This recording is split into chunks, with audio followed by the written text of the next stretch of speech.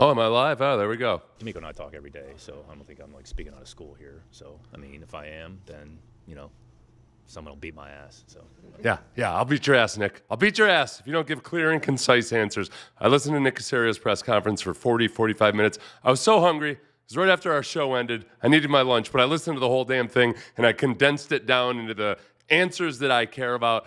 Apologies, because I know this has turned into the CJ Stroud this week, but a lot of them were related to CJ Stroud, the offense, which comes back to CJ Stroud, but also updates on Tank Dell, updates on Joe Mixon, Dalton Schultz, Cade Stover, and Nick Caserio. So let's get started with the CJ Stroud stuff, because honestly, he spoke about CJ Stroud about 6 or 7 different times in this press conference, and after any one of the individual answers, you might say, whoa, there's no way CJ Stroud's getting an extension. But then you'd listen to another one and say, I think they're going to give him a 29-year contract. So we'll go through answer by answer and address some of the other issues along the way. Here is Nick Caserio when asked if they could have done more to improve the offense. we had a good enough team to win any game we played. In the end, we didn't execute well enough. You can't turn the ball over 5 times in a divisional playoff round. I mean, taking care of the football is a single most important stat correlated to winning. I mean, look it up. It's the truth. If you don't turn the ball over, you enhance your chances of winning. It's 85, 90%. I mean, so that's the most important stat. Turnovers, taking care of the football, like look around the league. So in the end, we had a good enough team to beat anybody. We played with every team in the league. There's more room in front of us. And in the end, if we execute better, we'll still be playing. I mean, I'm not trying to oversimplify it, but that's the truth. Yeah, and that was about, I cut about 90 seconds of that answer out. He had started off saying, hey, the only stat that matters in terms of the offense improving was wins and losses. They improved in that. So you listen to that and you think, well, let's see. If you improve your chances by 80 or 90%, and 80% of the turnovers were caused by CJ Stroud in that game, that doesn't look so hot for CJ Stroud.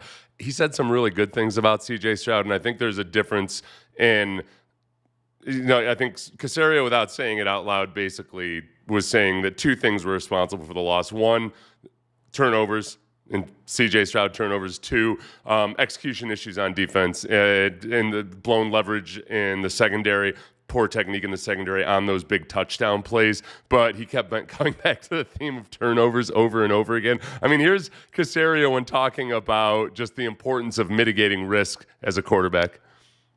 Your number one job as a quarterback is to mitigate risk. Period. End of story. Every single play. And if you do that, you're going to give your team a pretty good opportunity to win. If you don't do that, it's probably going to be a little bit harder. I mean, Drake put it on the ground. Yeah, and then he went on to the all the AFC teams that put the ball on the ground. And it's interesting because they did bring up Drake May. He brought up Josh Allen. He brought up guys that are going to still be the quarterbacks for their teams. The turnovers in the Bills game obviously were the story in that game. And I think this is the big question is just, all right, CJ over those last 2 playoff games versus the sum total of all of his work. And that's the relevant one. Both Cody and Jonathan Alexander, I think, asked a similar question. Jonathan Alexander followed up to try to get a clearer answer on Cody Stute's question. But how do you evaluate a guy when you're thinking about giving him a contract? Do you evaluate just the sum total of everything, or do you weigh things like the Pittsburgh game and the Patriots game more heavily than perhaps the regular season? And this is what Caserio said. Yeah, look, if we want to go game by game, like we don't win a Kansas City game without CJ Stroud. I mean, so again, like that's one game, all right? Look, he'll be the first to tell you he didn't play well on Sunday, all right? I'm not going to sit here and tell you he played well either. Like he knows that. So in the end, all right, got to learn from it. What can we do better? All right, and then we're moving forward. All right, I mean, so you look at his body of work. This guy's been a damn good quarterback in this league for 3 years. I mean, it's the truth. So again, you wanted to look at everything in totality, and then every player will look at their situation, and it's always case by case. Yeah, and I think that ultimately, that's the one right there that made me feel like, all right, I don't think they're opposed to giving CJ a new contract extension. If he's talking about it in that respect, he's had a hell of a career. Compared him to pointed out that he surpassed John Elway in some categories. I don't know which ones he was talking about. But that he did speak glowingly of CJ Stroud, while at the same time, every step along the way, just flat out saying, you can't turn the ball over like that. My biggest concern at this point is whether CJ Stroud has some kind of a block mentally or psychologically since his last concussion. And he didn't have that problem after his first concussion 2 years ago. He came back and he started, he would go on to end up running more, taking more hits past the line of scrimmage, all of that. But the way he was staring at the rush in the playoff games at times, it felt like regression in some ways. So is that something you can fix in the offseason? I don't know, but I don't have a clue right now whether they're going to extend CJ Stroud. They'll definitely, in my mind, exercise the fifth-year option, because it's for those of you who don't know, you exercise the fifth-year option. It guarantees his salary, but also locks him in for the fifth year. It's like $26 million, which for quarterbacks that one extra year, $26 million is certainly worth getting the next year to figure out what you have in them. Let's get on to the more positive things. The one really positive thing was the couple of times that he spoke on Tank Dell. Here's the first one. Tank's doing awesome. He's been in the building every day. Matter of fact, he's here today. He's got a great attitude. We would anticipate him being ready for the start of the offseason program. So he's a great spirits, got a great attitude, good player. So, I'm sure he's excited. He can't wait to get started. Saw him yesterday, and he had a big smile on his face, basically all right, now it's time, now because we're focused on 2026.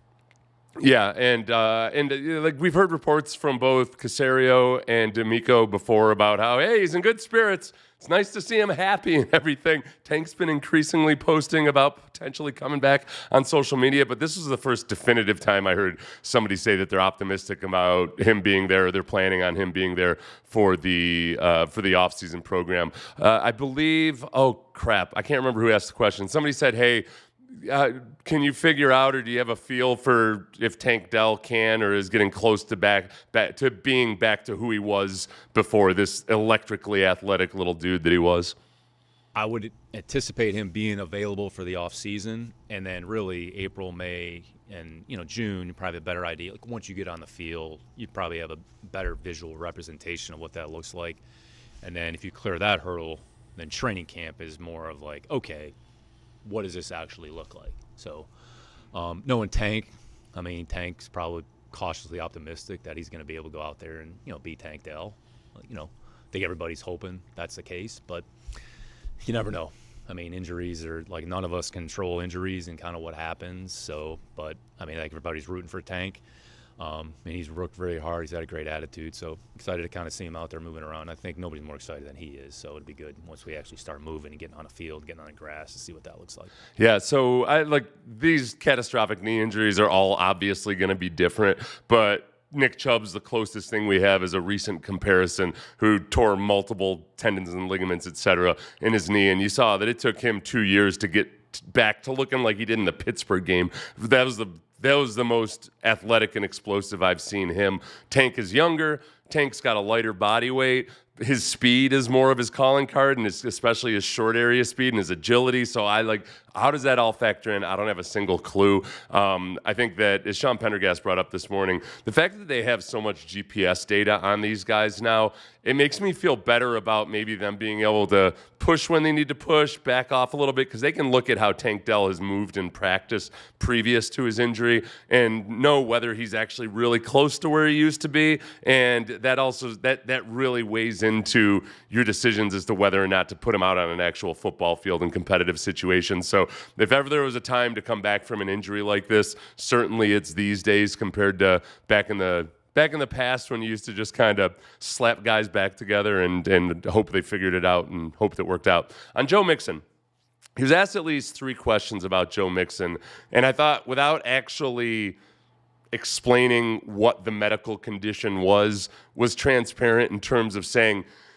we didn't know what the hell was going on with Joe, just because the doctors couldn't figure out what was going on with Joe Mixon. Nobody was hiding anything from anybody internally. It was just a really mysterious condition. So this was, I felt, the most extensive answer he gave on Joe Mixon. What happened? Yeah, no, I would say he didn't do anything off the field. It wasn't like he was riding like a snowmobile or anything like that. I'd say it was just more of a medical condition or situation that just it really didn't improve maybe as much as everybody would have hoped. I'm not trying to evade the question. I think that's the reality of the situation. So he didn't jump off a building, he wasn't cliff diving or anything like that. He wasn't doing anything irresponsible. It was a freak thing. Honestly, I'd never seen it. It's just the condition. Hope that situation will improve before next summer. We'll see. I mean, believe me, I'm not smart enough to be a doctor, so I'll leave that up to the medical experts. And once we going back to some of the earlier questions, we get a little bit more clarity, more information, then we'll kind of see where we are moving forward. Yeah, and somebody had asked, I think it was Wexler, asked, was there a reason that he wasn't around the building? And Nick just said, hey, some guys stick around, some guys don't and do their rehab elsewhere. That didn't seem like anything. I've seen that myself as a player. Some guys, when they're on IR for the year, are just going to go do their rehab, like Verlander did the year he was out. And I'm more optimistic about Tank Dell than I am Joe Mixon, just because Joe Mixon's getting up there in years. He's going to be 30 this year. So by running back standards, that's an old running back, and he's got this mysterious condition, and who knows what he's going to look like. So I don't think you can – personally, I'm not going to bank on Joe Mixon coming back. I think there's a much better chance that the Texans end up drafting a running back high this year because Woody Marks, I love what he did this year. He would be awesome as a complement to a guy like Joe Mixon. You've got your big all-purpose back. You've got your smaller back that can be used more as a receiver, because that was another thing that, when they started making Woody Marks the feature back, the main back, I got the sense that, all right, they got to focus on him being a running back first, and then a receiving back is going to kind of fall by the wayside because he didn't get a lot of targets in the second half of the season as a receiver. If you pair him with somebody else that can be kind of the thunder to the lightning, then you can start to really capitalize on what Marks can do in space. So will the Texans have a first-round pick this year? They're currently 28th, but we know how that goes. I think I would put it as a 70% chance that Nick Caserio trades back, which I'm growing cool with. Give me the Jaden Higgins and the Ariante Urseries, and, especially the Kamari Lassers, my goodness. So this is more positive news. This is on Dalton Schultz and Cade Stover. Both of those guys, Dalton's going to be okay. It was kind of a calf. I don't think it's anything major.